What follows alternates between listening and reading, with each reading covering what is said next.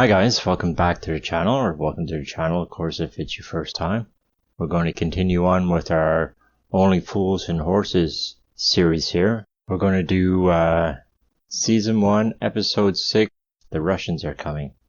This is the last episode of the first series. It was pretty funny. I'm going to continue on with the next series for sure.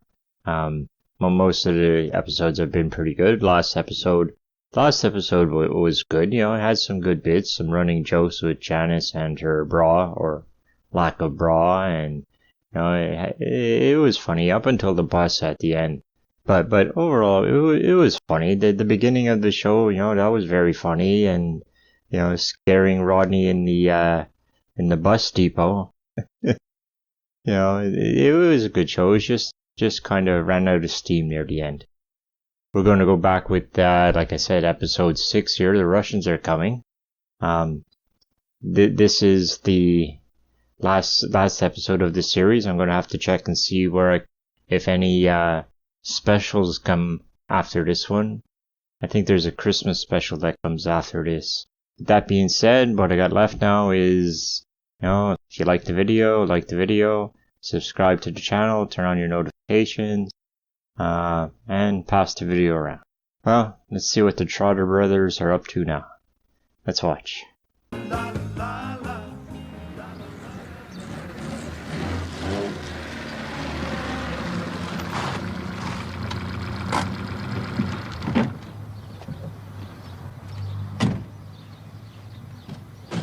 what I bought this morning. The land? No, you plonker. It's a pile of bricks. And it cost me 100 knicker. Who the hell's gonna buy a pile of old bricks off us? Come here. They've just demolished a factory here that used to make prefabricated structures, right? Come and see what I found.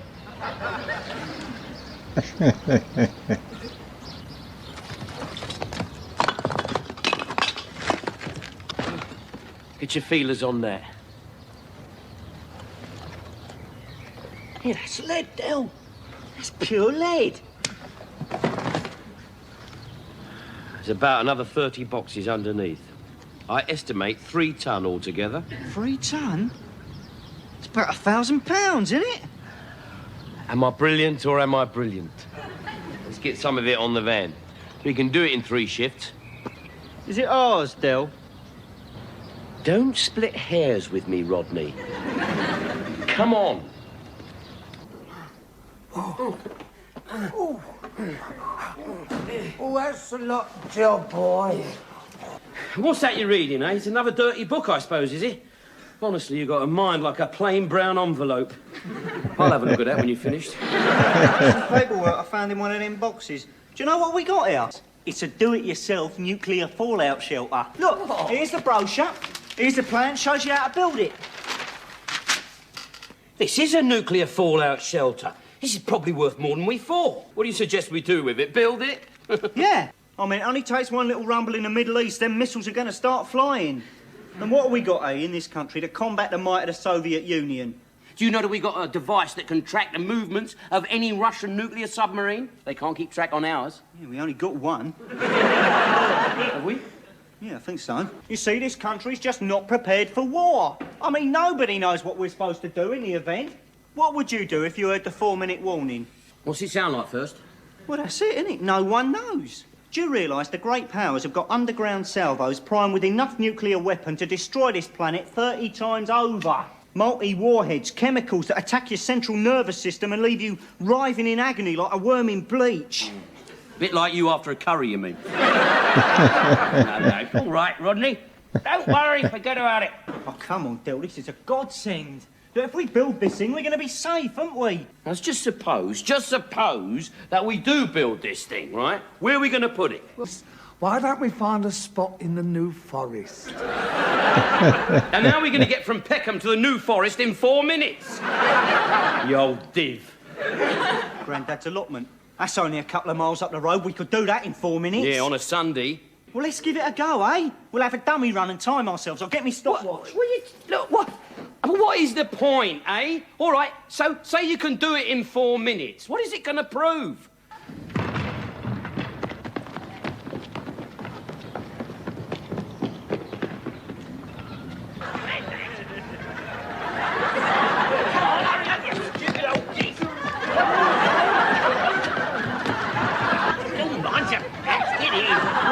And counting. Missiles are just going over Sweden. Well, bloody fast, aren't they? Only left Siberia 20 seconds ago.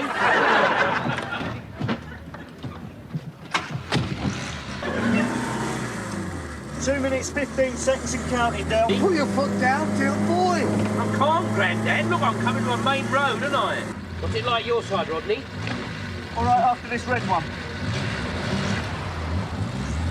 No!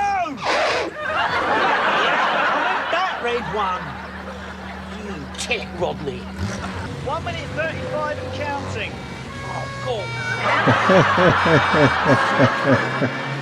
God. Of course.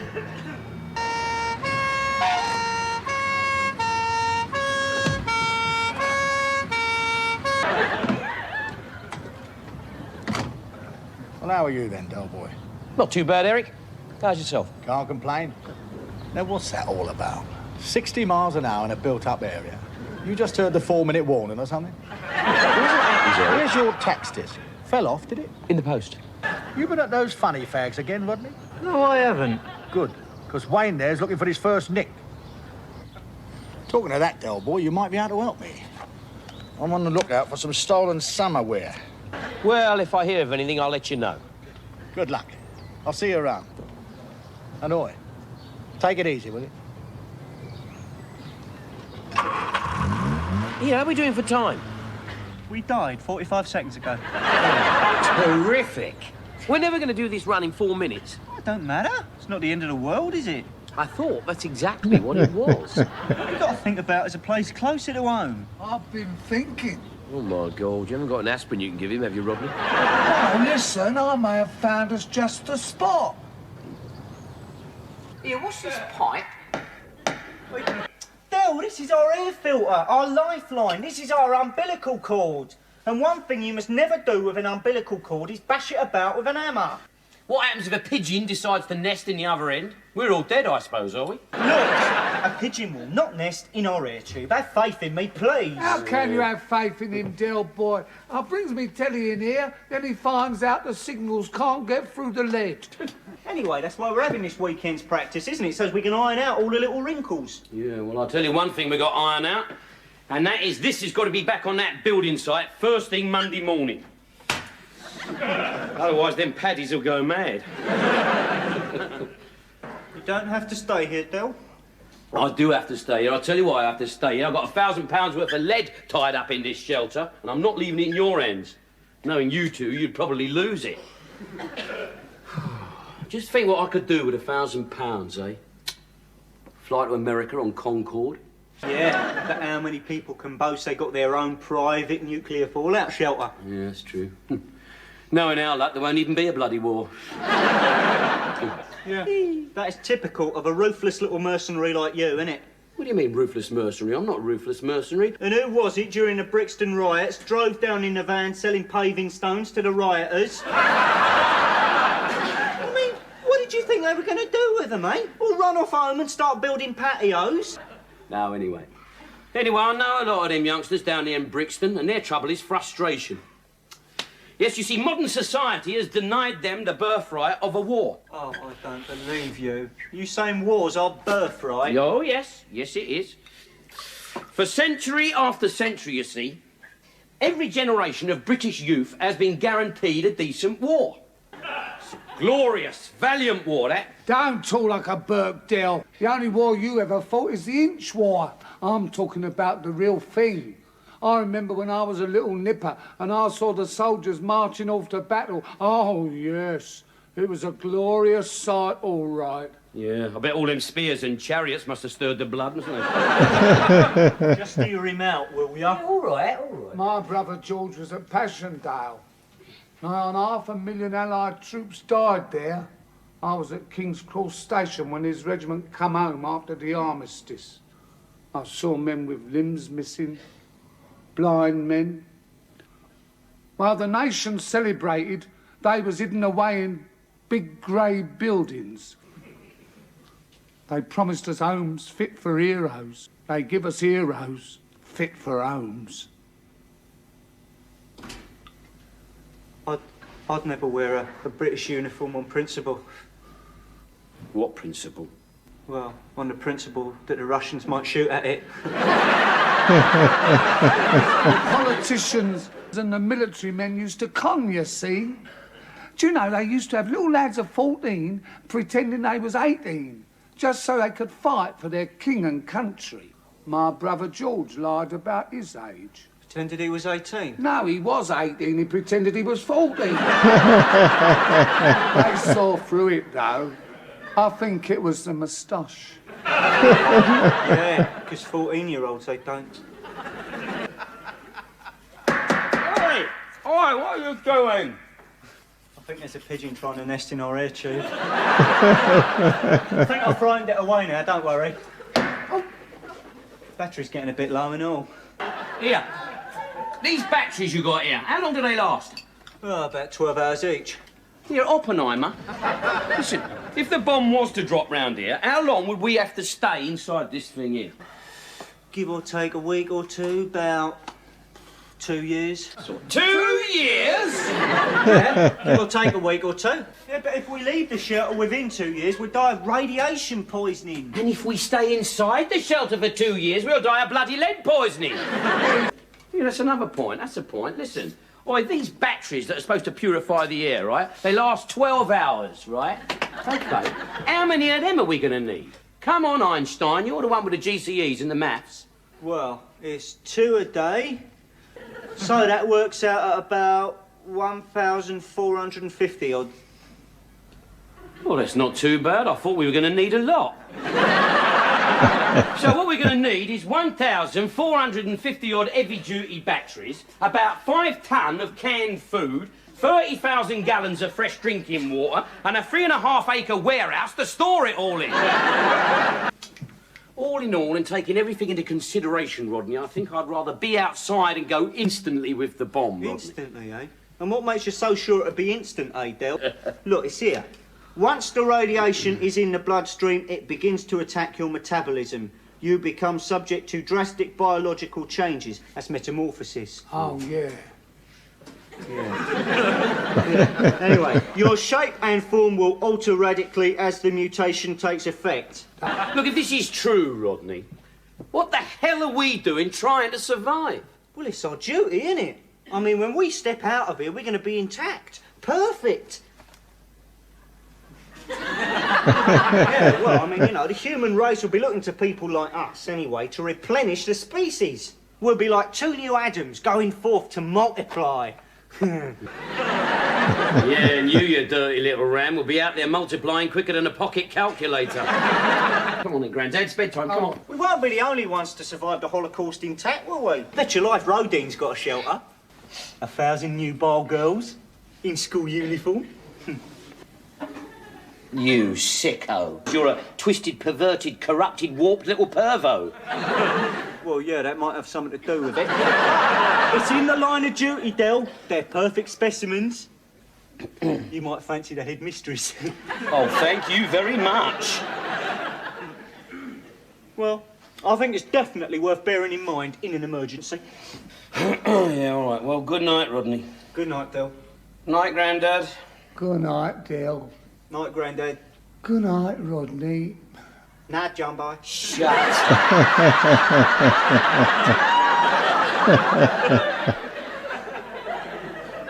War is hell.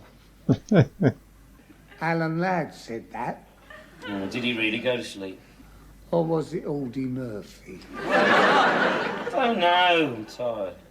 It must have been one of them. Well, perhaps they both bloody said it. Go to sleep, will you? Yeah, that was Rock Hudson. For crying out loud, will you two go to sleep?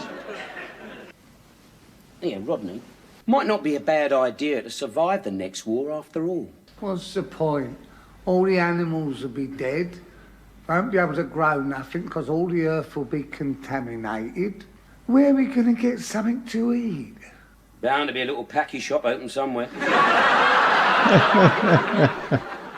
I was just thinking about all them girls down at that Rodine school. No, nothing like that, nothing like that. I was just thinking, you see, most of those girls down there, they are the daughters of the noblesse. French for nobility, isn't it, eh? Oh, sorry, I was miles off. I mean, you could meet a scruffy 17-year-old in a sweaty hockey shirt and muddy plimsolls.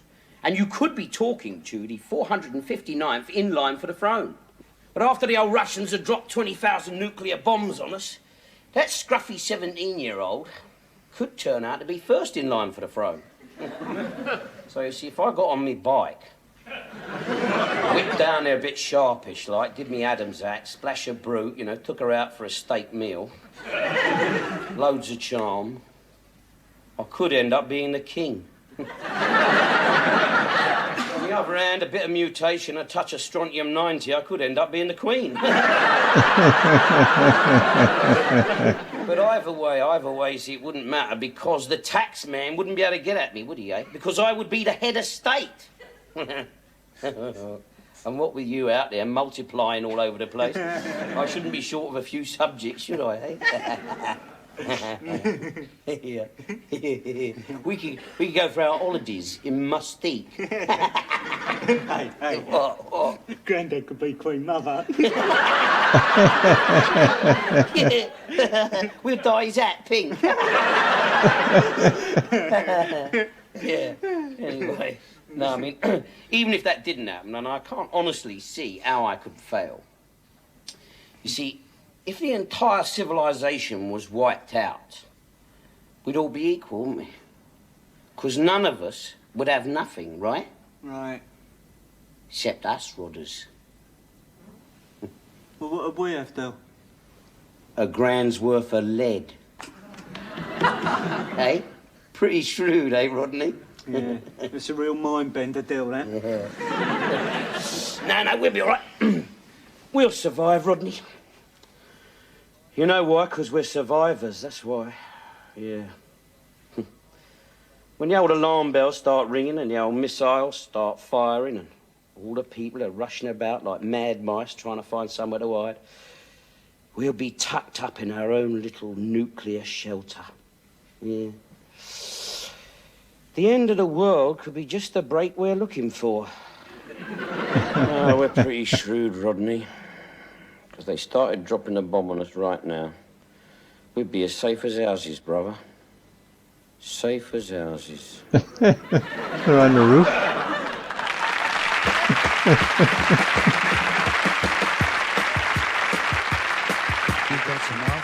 All right. Okay, so that was Only Fools and Horses, Season 1, Episode 6, The Russians Are Coming. Okay, that one wasn't bad. That one, I gotta say, was a little slow. It seems when it's just the three of them together talking, you know, there's no real hijinks going on, or it can get a little long-winded, I guess. But it was still had some funny parts to it. That they just find a bomb shelter and they put it up on the roof. I mean, what good's it going to do on the roof when the building gets bombed? It was still a pretty good show. So thanks for watching. You know, if you like the video, subscribe to the channel, turn on your notifications, pass the video around. I will see you on the next one. Thanks for watching.